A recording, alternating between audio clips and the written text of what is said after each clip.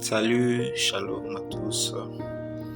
Bienvenue encore dans notre programme des 20 minutes d'édification, un programme que par la grâce de Dieu, nous tenons depuis un moment, un programme qui nous bénit, un programme qui nous édifie, selon que Dieu est avec nous, qui nous conduit par rapport à ce programme. Alors, aujourd'hui, nous allons parler d'un sujet qui va certainement nous édifier, mais avant tout, on va prier. Éternel Dieu Tout-Puissant, nous te bénissons. Tu es le maître de toutes choses, le maître des temps et des circonstances. Tu nous permets encore en ce moment de t'écouter, d'être édifié par ta parole. Alors je te prie, Seigneur, que tu touches les cœurs de tout le monde qui va suivre cette vidéo, afin qu'au travers de celle-ci, Yahweh tendre Père, que tu transmettes une pensée positive à quelqu'un qui s'est déjà fatigué à cause de certaines situations. Que cette vidéo soit une transmission de la force à quelqu'un qui en recherchait depuis longtemps, Seigneur. Permets que Yahweh tendre Père, par ces canaux, une bénédiction atteigne quelqu'un et que la vie d'une personne soit renouvelée, ô Dieu d'amour, afin que le témoignage monte à toi. Seigneur, utilise-nous encore ce soir, non pas nous comme personne, mais nous comme instrument, afin d'impacter la vie de quelqu'un, afin de faire du bien à quelqu'un qui veut te rencontrer ce soir. Que ton nom soit béni, fais-nous du bien, nous t'avons ainsi prié. Amen. Très bien, comme d'habitude, nous allons prendre nos Bibles. Il y a un passage sur lequel nous allons discuter ou échanger, nous allons essayer de partager aujourd'hui. C'est là que Dieu nous a convaincus, c'est dans Job, chapitre 33, du verset 14 au verset 18. Certainement que nous connaissons tous. La Bible dit « Dieu parle cependant, tantôt d'une manière, tantôt d'une autre, et l'on y prend point garde. Il parle par des songes, par des visions nocturnes, quand les hommes sont livrés à un profond sommeil. Quand ils sont endormis sous leurs couches, alors il leur donne des avertissements et met les sceaux de ses instructions afin de détourner l'homme du mal et de les préserver de l'orgueil, afin de garantir son âme de la fosse et sa vie des coups du glaive. » Nous avons suivi très bien la lecture, c'est Job. Dans le livre de Job, nous connaissons tout ce qui est arrivé à Job, un homme intègre comme Dieu pouvait le témoigner même devant l'ennemi, que Job était un homme intègre. Mais après la conversation entre Dieu et l'ennemi, Dieu a accordé la possibilité à l'ennemi de détruire tout ce que Job possédait. Alors nous savons que cette situation a amené Job dans une terrible preuve que certainement dans la vie normale comme ça, nous n'avons peut-être pas vécu. Mais il y a plusieurs fois dans ces livres, la Bible répète que Job n'a pas péché contre Dieu. Mais malgré cela, il éprouvait quand même beaucoup de difficultés qui pouvaient faire en sorte que, humain qu'il était, qu'il se retrouve quand même en train de blâmer Dieu, de parler à Dieu d'une certaine manière, de se plaindre, le mot qui convient, de se plaindre à Dieu. Alors, dans la vie normale aujourd'hui, tous nous nous plaignons aussi par rapport à certaines situations qui nous arrivent. Nous nous plaignons par rapport à certaines réalités qui s'abattent sur nous. Parfois, on a l'habitude de nous dire « Pourquoi moi ? Pourquoi alors que je n'ai rien fait ?» Il y a même des gens qui partent même très loin pour dire « Je connais des gens qui vivent dans des situations, dans des conditions, dans des péchés, disons, qui font des choses horribles, mais qui ne vivent pas la situation dont moi je suis en train de vivre. Pourquoi moi, qui ai l'impression de marcher droit devant Dieu, mais je suis en train de vivre une situation comme ça ?» Une parenthèse, Job qui a vécu une telle situation, c'était un homme intègre, pas témoigné par lui-même comme nous avons l'habitude de le faire, ou encore témoigné par les hommes comme certains hommes témoignent par rapport à nous, mais il était témoigné par Dieu et pas devant n'importe qui, devant le diable. Dieu a témoigné de l'intégrité de Job, mais cela n'a pas empêché que Job subisse quand même tout ce qu'il a subi, qu'il vive quand même tout ce qu'il a vu. Vous connaissez tout ce qu'il a vécu, je voulais dire. Vous connaissez tous la vie de Job. Mais j'aimerais dire une chose ici, avant que j'entre dans le vif de la chose dans laquelle je vais développer aujourd'hui, c'est que ça n'a jamais été, il faut que l'on note cela comme ceci, ça n'a jamais été la volonté de Dieu que l'homme se retrouve dans la souffrance. Ça n'a jamais été la volonté de Dieu que l'homme se retrouve au milieu de la souffrance. Cependant, la souffrance peut s'avérer un moment où Dieu se prépare pour former l'homme, pour faire quelque chose dans la vie de l'homme. Écoutez, toujours Job, je crois, toujours dans le même chapitre, au verset 12, la deuxième partie, il dit « Car Dieu est plus grand que l'homme. » Dieu est plus grand que l'homme. Et la Bible dit, dans le livre de Romains, c'est l'apôtre Paul qui dit « Tout concourt au bien de ceux qui aiment Dieu et ceux qui sont appelés à son dessein. » Dieu est plus grand que l'homme, que tout ce qu'il fait est parfait. Même si cette chose qu'il vient de faire est en train de te faire souffrir, même si la chose que l'Éternel est en train d'abattre sur ta vie, est en train de te donner est en train de te faire passer de moments difficiles, j'aimerais te le dire très bien que même ces moments difficiles concourent au bien, à ton bien, si exactement tu sais que tu aimes Dieu et que tu es appelé au dessein de l'Éternel. Alors j'aimerais te les rassurer avant que je n'entre dans le vif du sujet, que cette chose-là, quoi qu'elle te fasse souffrir, elle concourt en ton bien. Aujourd'hui, j'aimerais nous parler de vivre selon Dieu. Vous savez, nous devons vivre selon Dieu. Mais c'est quoi exactement vivre selon Dieu? Les passages que nous venons de lire, au verset 14, les livres de Job 33 commencent par dire « Dieu parle cependant tantôt d'une manière, tantôt d'une autre. » Et au verset 17, il dit « C'est pour préserver l'homme du mal. C'est pour nous détourner du mal. » qu'il parle tantôt d'une manière, tantôt d'une autre. Mais seulement le problème, c'est que l'homme ne prend pas garde lorsque l'Éternel lui parle. Il y a deux versets merveilleux dans la Bible que j'aime. Il y a Matthieu chapitre 6, le verset 33, où la Bible dit « Cherchez premièrement le royaume des cieux et sa justice, et tout le reste vous sera donné par surcroît. » Il y a un autre verset que j'aime beaucoup, c'est Colossiens chapitre 3, le verset 2, où la Bible dit « Affectionnez-vous aux choses d'en haut ». C'est Paul qui le dit mieux, comme c'est plus que c'était dit en Matthieu. Il dit « Affectionnez-vous aux choses d'en haut et non à celles qui sont sur la terre. » Recherchez premièrement le royaume des cieux. Paul l'explique en disant « Ça veut dire affectionnez-vous aux choses d'en haut ». Qui est celui-là qui doit s'affectionner aux choses qui sont d'en haut et non sur la terre?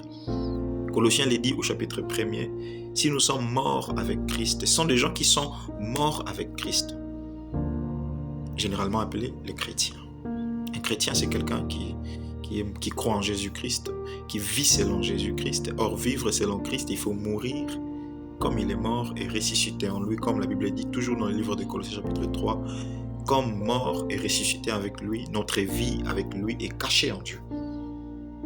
Cependant, lorsqu'une personne vit exactement selon la volonté de Dieu, lorsqu'une personne vit en cherchant premièrement ou en recherchant premièrement le royaume de Dieu et sa justice, cette personne vit selon les desseins de l'Éternel. C'est cette personne-là qui vit selon Dieu. Mais cependant, dans la marche, dans notre façon de vivre selon Dieu, il est important d'entendre la voix de Dieu à tout moment. Vous savez, Dieu nous parle tous les jours. Ça, j'aimerais vraiment le dire comme ça. Je n'aimerais pas tergiverser. Je veux le dire clairement. Dieu nous parle tous les jours. Et je peux même aller encore trop loin. Dieu nous parle à tout le temps. Mais seulement, on ne prête pas garde à ce que Dieu nous dit. Job l'a dit, tantôt d'une manière, tantôt d'une autre.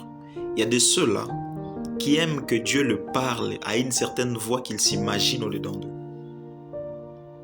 Il y a certains qui aiment que Dieu le parle obligatoirement de manière audible. Mais Job dit tantôt d'une manière, tantôt d'une autre. Il est important plutôt à l'homme de développer cette sensibilité, de comprendre à tout moment que Dieu lui parle. Oh, je prie que quelqu'un qui me suit, qu'il développe une certaine sensibilité, comme Pierre a écouté Jésus, a écouté la voix de Dieu. À chaque fois qu'il fallait poser une question, à chaque fois qu'on avait besoin d'avis des apôtres, la sensibilité de Pierre faisait en sorte qu'il était toujours le premier à donner une réponse. Et cette sensibilité a poussé Jésus-Christ à dévoiler ce qu'il allait faire avec Pierre. Quand Pierre dit « Tu es le Fils de Dieu, tu es le Messie », alors Jésus lui dit « Et toi tu es Pierre, et sur toi je bâtirai. » Vous comprenez cette sensibilité? C'est ce qui donne cette opportunité à Pierre d'entendre ce que Jésus allait faire avec lui. J'aimerais que tu développes cette sensibilité en toi. Ça te permettra de comprendre la volonté de Dieu pour ta vie. J'étais en train de dire, Dieu parle chaque jour. Dieu parle à tout moment. Et pourquoi Dieu parle? Nous l'avons lu toujours dans Job 33, mais le verset 17. C'est pour nous détourner du mal. L'objectif de Dieu, ce n'est pas que nous puissions souffrir, mais l'objectif de Dieu, c'est que nous puissions nous détourner du mal. Et pour que nous nous détournions exactement du mal, nous devons être aiguisés. Parce que le mal, écoutez, j'aimerais nous le dire mieux. Souvent, nous avons l'habitude de faire des prières pour que les moments comment je peux appeler ça? Les moments difficiles ne nous arrivent pas. Voilà les prières que nous aimons. Les thèmes que nous aimons entendre. Lorsqu'on apprend qu'il y a un moment à l'église où nous allons prier pour être loin de la souffrance, alors l'église est pleine. Cependant, Dieu nous ne parle généralement pas pour que nous soyons loin de la souffrance, mais Dieu nous parle pour nous avertir de la souffrance qui doit arriver. J'aimerais mieux le dire. Dieu nous prévient que dans 7 ans, vous serez dans la sécheresse. Mais pendant qu'il te prévient, tu es certainement dans l'abondance. Pour que les 7 années de l'abondance que tu as te permettent de faire des provisions pour faire face aux 7 ans des sécheresses qui vont arriver. Mais seulement, si tu ne prends pas garde à écouter sa voix aujourd'hui, pendant ces 7 ans, qu'il essaye de te parler, qu'il essaye de te prévenir que la sécheresse va arriver dans 7 ans. Dans les 7 ans de sécheresse, tu vas blâmer Dieu. Tu vas blâmer Dieu. Tu vas te plaindre. Pourquoi moi? Parce que tu n'as pas prêté attention à ce que Dieu était en train de te dire 7 ans passés. Et donc, notre vie, c'est une vie où nous devons vivre pour plaire à l'Éternel. Vivre selon Dieu. Et vivre selon Dieu. Quand nous vivons selon, ça veut dire nous devons vivre selon ce qu'il nous dit. Vivre selon quelqu'un veut dire dépendre de ce qu'il nous dit. Or, si nous devons vivre selon Dieu, nous devons dépendre de ce qu'il nous dit. Ce qu'il nous dit, c'est une conversation. Et il est important que l'on arrive à entendre ça. Il faut que l'on entende ce qu'il nous dit pour que l'on sache ce qu'il veut. L'apôtre Paul dit dans Romains chapitre 12, il dit « Ne vous conformez pas au siècle présent, mais soyez renouvelés de l'intelligence afin que vous sachiez discerner la volonté de Dieu. » Vous comprenez ça? Il faut que l'on soit renouvelé pour comprendre la volonté de Dieu. Parce que c'est la volonté de Dieu qui ferait en sorte que nous soyons dans une situation compliquée, mais nous sommes dans la joie. Très heureux, mais nous sommes dans une situation compliquée. Pourquoi? Parce que nous étions déjà divinement avertis par rapport à cette situation et que nous avions pris des précautions. Tout en sachant que cette situation n'est pas venue pour nous écrouler, pas pour nous tuer, mais cette situation est venue concourir à notre bien. C'est ça, vivre selon Dieu. Il faut retenir et les comprendre très bien que ça n'a jamais été la volonté de Dieu que nous soyons dans la souffrance. Mais parfois, il peut utiliser la souffrance justement pour nous préparer par rapport à quelque chose qui va arriver. Vous savez, nous avons souvent des leçons merveilleuses de la vie lorsque nous sommes dans la souffrance. Parfois, lorsque tout va bien, nous avons l'habitude de ne pas nous mettre pendant un moment pour être en train de réfléchir. Mais lorsque nous sommes en train de traverser une période difficile, cette période nous permet très souvent de réfléchir autour de nous, autour de nos objectifs, autour de ce que nous devons faire, voire même d'où nous venons, les objectifs fixés avant, est-ce qu'on les a atteints ou pas? Et oui, il nous arrive dans la vie que Dieu utilise de tels moments pour nous permettre d'avoir exactement des moments de réflexion comme ça. Mais cependant, Dieu nous prévient. Dieu nous prévient. J'aime une conversation de notre Père dans la foi, d'Abraham avec Dieu, dans Genèse chapitre 15, le verset 2. Après qu'il ait quitté le pays de son père comme Dieu l'avait ordonné, il arrive là où Dieu l'a amené. Dieu le promet par cette obéissance qu'il le bénirait. Cependant, ce dernier dit à l'Éternel, qui sera l'héritier de tous ceux? Je pense que c'est celui qui est dans ma maison. Il parlait d'Eliezer. C'est lui qui va hériter de cela, car moi, je n'ai pas d'enfant. Cette situation a poussé Dieu à dire à Abraham que celui qui sera héritier de tes biens sortira de tes entrailles. C'était une conversation entre un homme et Dieu. Pourquoi lui pouvait comprendre ce que Dieu lui disait facilement? Et aujourd'hui, nous avons toujours du mal à comprendre ce que Dieu veut nous dire. Les problèmes, nous ne prêtons jamais garde à la voix de Dieu. Les problèmes, parce que nous nous imaginons une certaine façon de Dieu, de parler de Dieu, et cela nous empêche de l'entendre à sa façon de parler. À chaque fois, souvenez-vous, il parle tantôt d'une manière, tantôt d'une autre. Mais nous n'y prenons point garde. Je suis venu parler à certaines personnes qui doivent développer une certaine sensibilité à entendre la voix de Dieu. Parce que la sensibilité d'entendre la voix de Dieu te mettrait à jour. Lorsque Dieu sera en train de te prévenir, si quelque chose qui doit arriver, tu serais divinement averti. Et tu feras le plein. Tu serais divinement averti et tu te feras des provisions pour que lorsqu'une période difficile va t'arriver, que tu ne blâmes pas Dieu. Mais cependant, une période peut aussi s'abattre sur toi. Si et seulement si tu n'as peut-être pas été averti, ou que tu as été averti, mais que tu n'as pas compris le langage de Dieu. J'aimerais te donner ces versets. Tout concourt au bien de ceux qui aiment Dieu et qui sont appelés à son dessein. Bien-aimé, même quand tu n'as pas compris et que tu te retrouves déjà dans une situation difficile, dis-toi juste que cette situation concourt à mon bien. Fais confiance à l'Éternel. Et tu diras comme Job, je sais que mon Rédempteur est vivant et qu'il s'élèvera le dernier. Que Dieu bénisse ta semaine. Que ça se passe bien pour toi. On est lundi. Demain, ça sera mardi. Que les choses se passent bien pour toi, tout en gardant dans ta tête, quoi qu'il t'arrive, ça concourt en ton bien. Mais aussi de développer la sensibilité pour que lorsque Dieu sera en train de t'avertir sur une situation qui doit arriver, que tu les comprennes, afin que tu te fasses une provision. Maintenant, j'aimerais prier pour toi. Je ne sais pas, peut-être que tu passes aussi les situations difficiles en ce moment. J'aimerais prier pour toi. Ferme légèrement tes yeux et chuchote quelques mots à l'Éternel en recevant cette prière en ta faveur. Seigneur, je prie pour quelqu'un qui croit en ces choses, qui croit que tu es vivant, que tu agis, que tu changes les situations. Quelqu'un qui croit que la situation qu'il est en train de traverser concourt à son bien.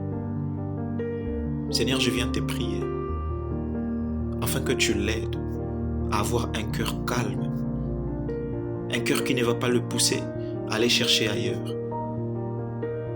Un cœur qui ne va pas le pousser à commencer à se démerder de lui-même.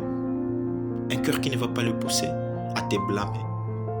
Mais un cœur qui va le pousser à te faire totalement confiance. Seigneur, s'il est possible, sors-les de cette situation. Toi qui sondes le cœur et les reins, tu sais combien de temps il a déjà enduré dans cette situation. Seigneur, quelqu'un a besoin de te témoigner. Pendant cette semaine, ô Dieu d'amour, je t'ai prie, Père, que quelqu'un qui suit cette vidéo témoigne ta grandeur. Qu'il dise, dès les moments que j'ai compris que je devais faire confiance à l'Éternel, alors l'Éternel a effacé la situation qui me tourmentait. Il a essuyé mes larmes. Et enfin que quelqu'un lève sa voix et rende gloire à toi. Nous faisons ceci afin que gloire soit rendue à toi, Éternel. Je te prie, Père, laisse qu'au travers de cette vidéo, que nous touchions le cœur de tous ceux qui sont dans des situations compliquées et tous ceux qui doivent entendre cela, afin que quelqu'un développe la sensibilité de t'écouter lorsque tu l'avertiras. Mais même lorsqu'il sera en train d'endurer une situation très compliquée, qu'il sache que tout concourt à son bien. Et qu'au lieu de se blâmer, qu'au lieu de se lamenter sur son propre sort, qu'il cherche plutôt les intérêts du royaume en s'affectionnant aux choses célestes et non aux choses terrestres. Bénis sa semaine, bénis l'œuvre de ses mains, bénis sa famille, tout ce qu'il fait, au nom de Jésus-Christ. Amen. Alors que Dieu vous bénisse énormément. Si vous avez aimé cette vidéo, vous avez aimé les contenus, n'hésitez pas d'aimer la page.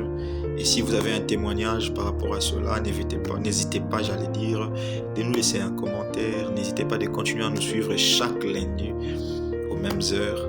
Dieu ne cessera pas de vous bénir et vous édifier tous les jours. Que Dieu vous bénisse énormément. Bye.